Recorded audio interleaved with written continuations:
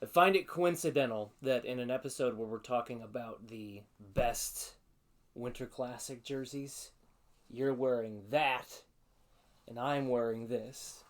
This is about as exciting as a salad bar. I like salad bars. Yeah, no, Haas's, what was Ponderosa? Like, Nobody goes to Ponderosa for a salad bar. Bars where you get your steak and then you get the salad bar for extra like $1.99. No. You go to Ruby Tuesdays and you pay $13.99. You count Golden Corral as a salad bar, or is that just a buffet? Next on Ugly Thirds. What do I do with that?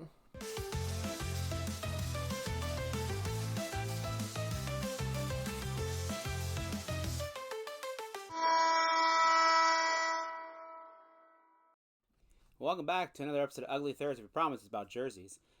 Today's topic is the Winter Classics, top 3 individual jerseys. Gentlemen, take it away. Sorry about that, folks. He went rogue on us. That wasn't in the script. So we have a script.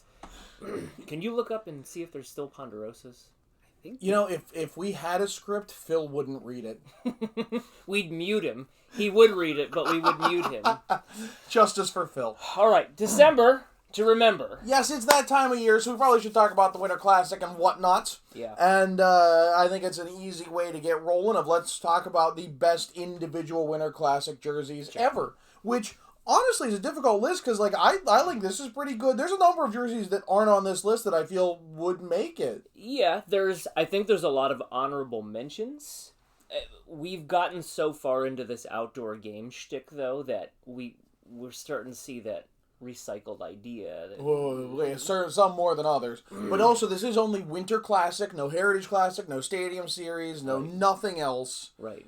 Just the Winter Classic. We'll cover those in separate episodes eventually. Is it possible that the best Winter Classic was the first one? Like, that's a spoiler if I answer that question in either way. Okay. Plus, I was there, so I'm a bit biased. Oh! $10 tickets. You can't get that anymore. No. They thought it was the Ice Bowl, and they were terrible at their 3. branding. Number 3. Oh, I love it. I mean, how many of you would think we'd have the Washington Capitals on here for a best jersey of anything? Like, we lampooned them pretty hard in that episode. I did finally get, on Black Friday, I got my Navy 3rd. The W. Look, it's a good jersey. It was one of the best in Adidas. This is fantastic. Yes, I love what they did here. Don't get the Mitchell and Ness one. The color is wrong. Oh, this like it's a bright red and not this brick red, or I don't know if they actually gave a name to this. It's like a burgundy almost. It is meant to be deliberately much darker to like it's supposed to feel old, and I feel they accomplished that, and not in a weird offensive way. This was after they went was it 2011? Oh, I can't remember. Maybe it was 2011 where they went for the low-hanging fruit. They threw back to the early 90s. Yeah. So that was 2011 against Pittsburgh. This was. What year was this? This was. I should have Phil looking these up. 2015. Oh, we got the patches. We're good. So this had to be a completely different design altogether. So they were going in with something completely different, and this is the heyday for the Caps. So we saw them in that Stadium Series. Caps. We saw them in the Winter Classic in 2011. We got another one here. Like they had to do something different, and they did it well. So like I actually know someone who went to the unveiling down in Nats Park, so I got to see these like ahead of time, which was fantastic. Nice. So they said, okay, so the W, they wanted something interesting with a logo. They said we've always had capitals across the front, so they kept up with that. Yep. We get this W with the you want to step away from Ponderosa to Jersey Cam for just a moment and make sure people can see a little higher the top of the Washington Monument there. It is a great little Easter egg. Yeah. What a great piece of design. And this returns in Adidas when they pull out that 3rd again. They took this logo minus the Capitals word mark, put it on a cleaned up version of that Stadium Series with caps, yep, and made the best look they've ever had. Yeah. And I really love that this shoulder striping is meant to be vintage. They did also include stars down the side because they always have to. No one else has done this ever. Now, you'll see some things with, like, the old AHL Cleveland Barons. You'll see some very old teams that have things that are similar to this. No one in the NHL has ever done anything close to this set of shoulder stripes. It's very vintage without being offensive, without being gimmicky. I love this, and I wish they'd bring it back a little more often.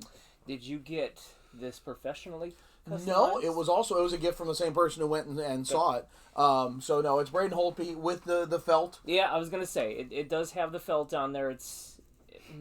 Felt is difficult to wash in laundry. Well, I mean, yeah, no, this has gotten some good use because I like how well it fits, and it's a great looking jersey. Yeah. And if I'm going to wear a Caps jersey, 9 times out of 10 it's this one. It's a good 3. So, really like this one. Wish it would come back more. Phil, you look deep in thought. You got an answer on Ponderosa? I do. Whenever you guys are ready. I mean, go ahead. All right. So, want to take a guess at how many actually are around still? 0. No. 35. No. There are technically. I lost the number.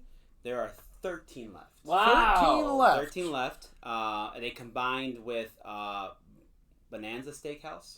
Okay, don't know. And so in mid-90s, they reached 700. Oh, yeah. I mean, that was the jam on like a Friday night. To 13. Okay. 5 in Michigan, 4 in PA, 3 in Ohio, and 1 in Minnesota, Florida, Illinois, Indiana, Wisconsin, and Virginia. So in Virginia.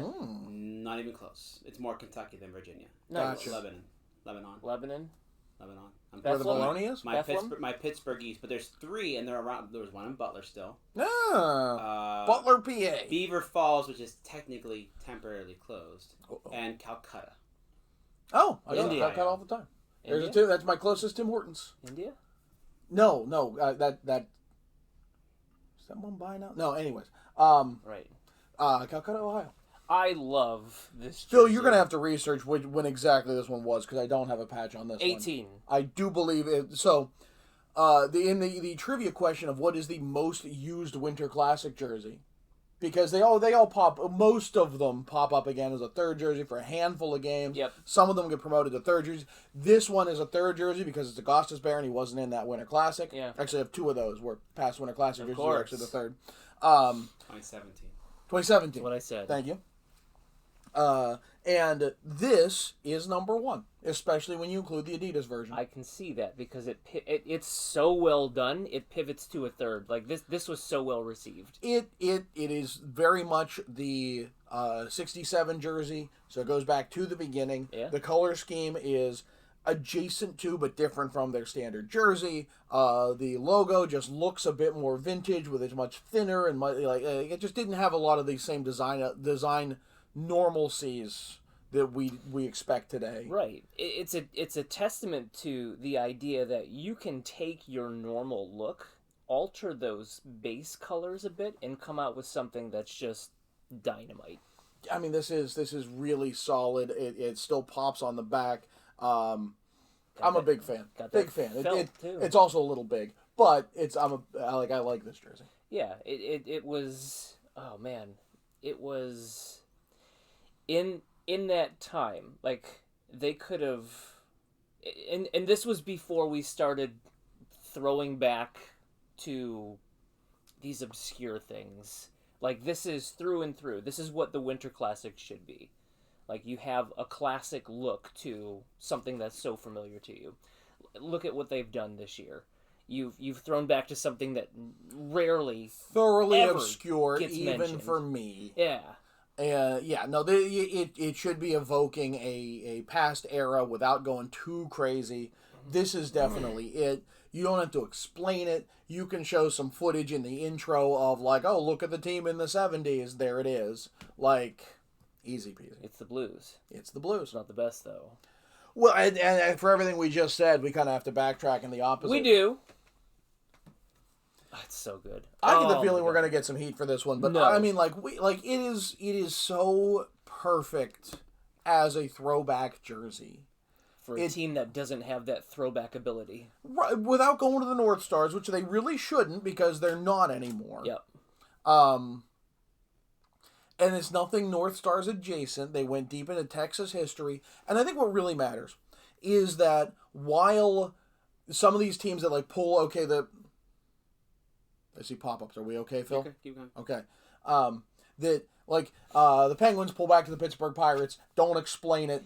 it looks lame. Yeah. The St. Louis Blues this year to the St. Louis Flyers. They don't explain anything. Even I didn't know what it was. Like Nashville went to the Dixie Flyers, but it like okay, if you know that reference, it's like oh okay, I guess it's well done, but it's not good on its How own. many people alive know the Dixie Flyers reference? Like, unless you're a hockey historian. This calls on things, the old Dallas Texans, but it stands completely on its own. There is nothing about this logo that doesn't work for the Dallas Stars. If you told people that this was the Dallas Stars in the 1967 expansion and they didn't know hockey, they'd buy that. Yeah. Like it evokes an era. It looks very good. It does play off of the Dallas Texans almost perfectly. Just said Texas, I believe. I'd have to double check. But and it was also a different color, so it was red. It was red and white. Okay. So they adapted to their colors. They adapted the logo to fit them. It's a good logo on its own. It's vintage. Like it. Okay, would you want to introduce that as your main primary logo today? No, but for what it's supposed to be. I also like really underrated. The sleeve stripes have the patches on them. The belt buckle patch is also good. But to also think, we're going to balance it out. We're going to have our Texas logo that we always do, but we're also going to make it more vintage where it doesn't have the star and the little things in it. It's, I love it. It looks very vintage Old West, and it's a very basic jersey, but it fits the bill. It does what it's supposed to do, and it stands alone extremely well. Yeah, they understood the assignment. And for a team that understood they don't have a lot of history to draw from in their current home, because they throw back it's going to look very 90s. Are we ready for a 90s looking Winter Classic? No, but we got one not too. It's going to be coming, but it's crazy to think this could potentially be the best of the Winter Classic jerseys, and it was up against potentially what was the worst of the Winter Classic jerseys. That Nashville jersey was easily the worst thing to happen in 2020. Easily. Yeah. Easily. I can't think of anything that was more traumatic or anything like that. No, not at all.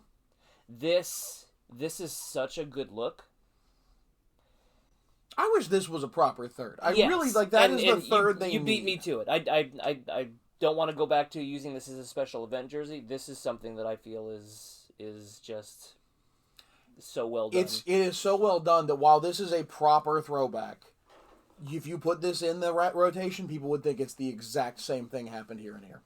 They would think that's a throwback to their old days. It's that well done. But don't worry. We've punted the idea of this as a throwback. What if we made a jersey that looked like a fireman's uniform? Spoilers for our upcoming Neon episodes. green. What do you think? Oh, that one. Yes. Oh.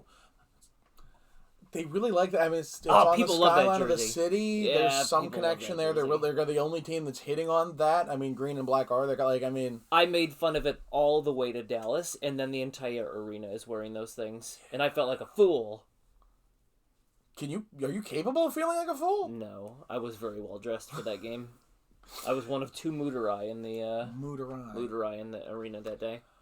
You know what, Phil? This is only going to devolve. So why don't you tell? He's Shrems. I'm John. Take us out. Don't forget to hit that like and subscribe button and ring the bell to get notifications when we post new videos, and come back for another episode of Ugly Thirds. The Last Mooterai. Isn't that a Tom Cruise movie? It's Mooterissus. What is it? Aloysius? Yeah.